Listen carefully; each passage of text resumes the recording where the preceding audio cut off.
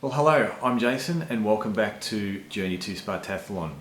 It is the end of the 24-week training plan, so there has been a significant amount of running. So the last couple of weeks we've been in taper, which has been good. There's a lot more time on my hands, not as much running, but you'll notice that when I go through the training plans, it's around about 60% in the first week, 40% and about 25% to bring me that back down to this week. Which we'll see the last run be done, and then into the event this weekend. So the training motivation has been good. There's been a lot of running, especially over the second half of the training plan. So it's all you sort of ever feel like you're actually doing. So it has been good, and especially in some of the longer runs, as I've said in previous videos, where I'm feeling strong coming in at the end. Especially of the 45 plus K runs that I've been doing, to come in with the last couple of Ks in a sub 5 minute kilometre pace, feeling pretty good about that. So it sort of indicates to me that the training plan has been of lots of use there, and kept me in check, making sure I'm consistent, making sure I'm actually doing the kilometres, and also making sure I'm working on tired legs so that I know what I'm going to expect at the actual event. So still no injuries, which is fantastic after all that running, which is great. The body metrics, I'm a couple of kilo over the goal weight or the targeted weight that I wanted to be at. So as I've closed in on this week, I sort of really haven't worried about that. I've just been making sure I'm concentrating on getting the results in the running. So that has been quite good. So I sort of let that go a little bit. The eating hasn't been extravagant, I do love food, but the weight hasn't increased or decreased much. I mean, I probably lost about 2 kilo from where I started out, which was fine. 78 was just an arbitrary number as well. And I watched a few videos on what's your sort of race weight, and it was sort of not a lot of exactness to it. It's just sort of where you felt good. And I'm feeling pretty good about this particular weight at the moment. So we'll keep that, it's all good. I mentioned about pace before. As I say, the pace that I'm doing longer runs at, I'm pretty happy with being consistent at my pace as well, and just sort of measuring that out, and just working towards paces that I know I'm going to have to do as part of the run plan. So anywhere between the 5:40 and the 5:45 pace up front, and keeping that, and sort of keeping it around about an hour per 10k initially, and then knowing that I'm going to peter off after that as I get into the longer hours of the run. So the pace has been good, happy with that. So I think the training plans come together. It really is just down to what's going to happen in the actual race. So as mentioned, training in the last 3 weeks has been pretty easy with the tapering. Tapering's always a little bit dodgy in that, you can get a little bit toey, so to speak. So, but as you know, I've got the week's trainings up on the screen, so that we can have a look at weeks 22, 23 and 24. And as I say, 22 goes down to about 50% of what the longest week was, the week before was, and then 23 at about 35%, and then about 25% in week 24, with a few more rest days thrown in there to keep so that I'm going in on fresh legs into the event itself. So the last run was done on Thursday. So it is the Thursday before the race, or the event. So 24 weeks has almost passed. It has gone very quickly. So this is the final training session, the final run in the plan, which is just a 5k overall, so 1.5k to warm up, and then about a 5k per, or 5 minute per k pace for 2k's, and then just a warm down. So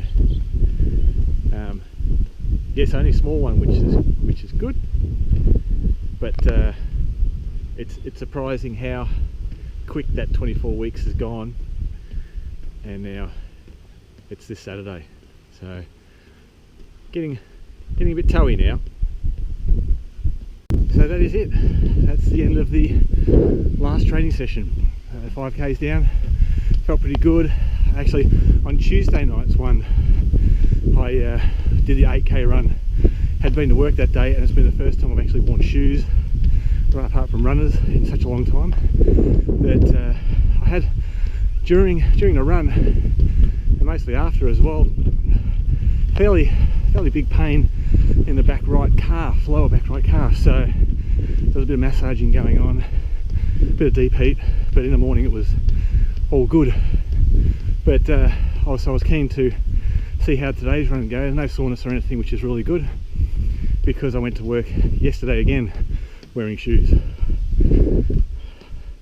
There's a lot to be said from working from home, shorts and runners, fantastic. So all good. That's a wrap. Also got a little bit of new equipment. I know you shouldn't do that, but I have run on the new socks that I got. Always love new socks day. Got a 4-pack of new socks. So it's been a while since I've had new socks because of as of COVID. A lot of the events have been cancelled, so I haven't been able to go to the events, exhibitions where they actually sell all this stuff. So ordered them in. So I love the Stojan socks. They're very comfortable, never any blisters, and never any holes in them either, which is quite interesting. I'm always renowned for putting holes in my sock, but that's good. So got some of those. Also got a new pair of runners as well. They'll have to wait until after the event. I'm not going to go and wear new runners or anything to the event. I'm going to go in with the ones you saw with the socks on. And I've got another pair that I've got as backups that I've been running in as well. So the Nike Pegasus 37s, good running shoe. The blue ones have probably about 500 Ks on them. I've got a white pair as well, which got about 80 to 90 Ks on those as well for a backup. So always sort of have 2 pairs of shoes with some Ks on it just in case. So they'll put me in a good spot for the race, and we'll see how we go. I don't anticipate having to change shoes, but you never know. We'll see how we go. The nutrition's been sorted, so put a lot of effort into planning that. Been pretty militant on it as well, so have that from a perspective of what to eat, when to eat, as well as the hydration, etc. So been working with some of the sports drinks, sports powders on my training, so hopefully that's all going to go well. Got enough food there, then prepared that for the event, so and as well as timelines in which to actually consume that. So we'll see how that all goes, and this is a part that's going to be new as to how long this event is and how the food's going to go. So the stomach is going to turn on me at some stage, so it's just working out to make sure that I'm preparing it the best, as well as got food that is a little bit more delicate to a sensitive stomach as we go through. So I've got some solid foods to have up front, but I've also got all the baby foods and everything to consume as we get longer into the event. So we'll see how that all plays out and go from there. But yeah, that's going to be the one major thing is the food. Having my longest event probably been a 12-hour before with the 100 kilometres.